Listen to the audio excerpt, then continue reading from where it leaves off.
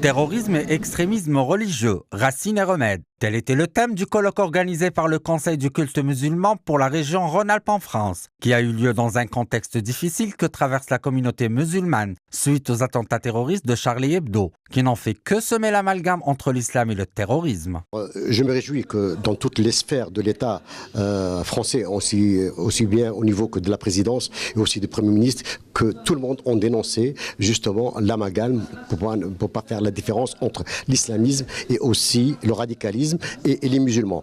L'islam modéré a pris un aspect important dans les discussions par les participants, en particulier en ce qui concerne la nécessité de répandre les enseignements de tolérance de l'islam.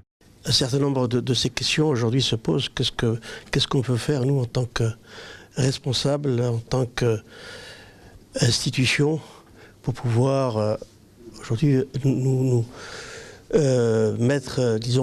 réfléchir pour pouvoir trouver les solutions qui s'imposent dans des conditions très difficiles que nous vivons aujourd'hui.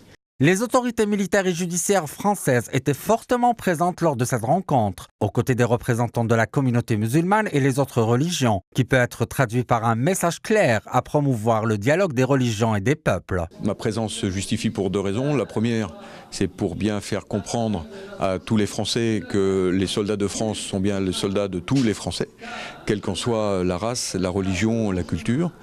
Et la deuxième, c'est pour remercier la communauté musulmane de l'accueil qu'elle a réservé à nos soldats qui sont aujourd'hui déployés pour leur sécurité dans la région lyonnaise. Ma présence aujourd'hui m'a semblé indispensable pour deux raisons. La première, c'est que le rassemblement des musulmans de France ou toute autre organisation représentant les musulmans de France, eh bien qu'ils prennent en ces moments difficiles, qu'ils prennent l'initiative de mieux faire connaître l'islam du juste milieu. Protéger les nouvelles générations des pensées radicales et extrémistes n'a jamais été aussi d'actualité, surtout après les événements tragiques du 11 janvier dernier à Paris. Javier Benchaba pour Chourouk News, Lyon, France.